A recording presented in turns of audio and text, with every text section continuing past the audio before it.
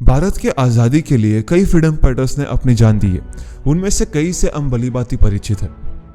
कुछ के संघर्ष और बहादुरी की कहानी के बीच हम उन अधिकांश शहीदों के महत्व को नजरअंदाज कर देते हैं जो देश के लिए मर मिटने के लिए तैयार थे। ऐसे ही योद्धा थे दक्षिण भारत के कर्नाटका से क्रांतिवीर संगोली रायण्णा, जिनकी वीरतापूर्वक लड़ाई को उतनी मान्यता नहीं मिली जितनी मिलनी चाहिए थी। क्रांतिवीर का अर्थ है योद्धा, और संगोली रायण्णा जैसे नायक के लिए इससे बेहतर वर्णन नहीं हो सकता।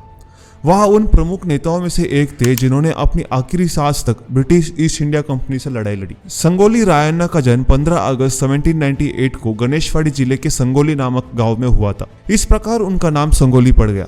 वह कुर्बा जनजाति के योद्धा थे और बाद में वह ब्रिटिश ईस्ट इंडिया कंपनी के खिलाफ लड़ाई में कित्तूर रानी चन्नम्मा के सेना के प्रमुख बने। रायण्णा के नेतृत्व में कित्तूर की सेना सबसे मजबूत सेना में से एक बन गई थी। संगोली रायण्णा ने शुरू में कित्तूर रानी चन्नम्मा के लिए अंग्रेज के साथ लड़ाई शुरू की थी।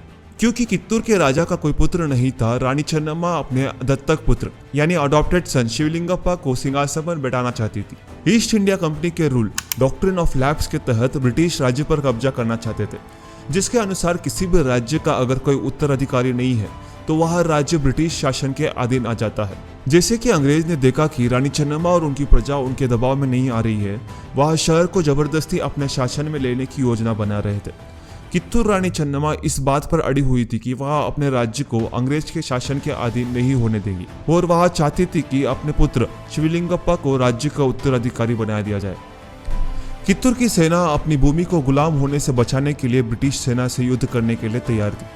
संगोली रायण्णा ने बहादुरी से लड़ाई लड़ी, पर अंग्रेज ने रानी चन्नम्मा को बंदी बना लिया था। एक बार जब वे युद्ध हार गए तो रायण्णा शिवलिंगप्पा को अपने साथ लेकर छिप गए।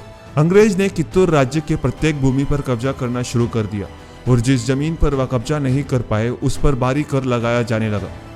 संगोली रायण्णा के नेतृत्व में चलाए गए विभिन्न क्रांतिकारी आंदोलन के कारण अंग्रेज को लगातार नुकसान उठाना पड़ रहा था। रायण्णा हार के प्रतिशोध में थे और भूखे शेर की तरह झपटने को तैयार थे। संगोली रायण्णा उन जमींदार से धन लूटा करते जो अंग्रेज के लिए काम किया करते।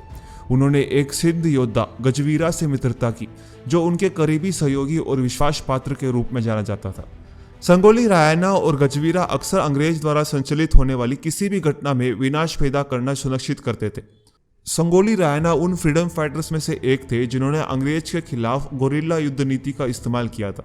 रायण्णा ने धीरे धीरे अपनी सेना को मजबूत बना लिया था। ब्रिटिश सरकार के सारे खजाने को लूट कर वह जंगलों में छुप जाया करते।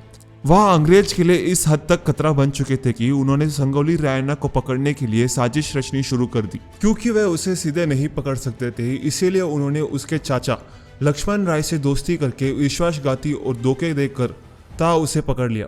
26 जनवरी 1831 को नंदगढ़ में एक बरगद के पेड़ के नीचे उन्हें फांसी दे दी गई। उनके अंतिम शब्द बहुत प्रसिद्ध है और अक्सर उत्तर कर्नाटका के गांवों में गाए जाने वाले गीतों में शामिल होते हैं। उन्होंने कहा, ये मैं अभी मर सकता हूँ, लेकिन मैं जल्द ही फिर से जन्म लूंगा और अपने राज्य और लोगों के लिए लड़ने के लिए वापस आऊंगा जब तक कि यह अंग्रेजों के चंगुल से मुक्त न हो जाए। जब हम गांधी जी, भगत सिंह, सुभाष चंद्र बोस आदि जैसे महापुरुषों को याद करते हैं तो हमें यह नहीं भूलना चाहिए कि कई ऐसे योद्धा थे जिन्होंने अपने प्रयास बहुत पहले ही शुरू कर दिए थे। भले ही उनके प्रयास सफल नहीं हुए, लेकिन इसने अगली पीढ़ी के फ्रीडम फाइटर्स के लिए मजबूत नींव तैयार की थी। भारत में और कई ऐसे फ्रीडम फाइटर्स हैं जिनके बारे में बहुत कम लोग जानते हैं। उम्मीद करते हैं आगे भी ऐसे ही अननोन फ्रीडम फाइटर्स के बारे में बता पाएंगे।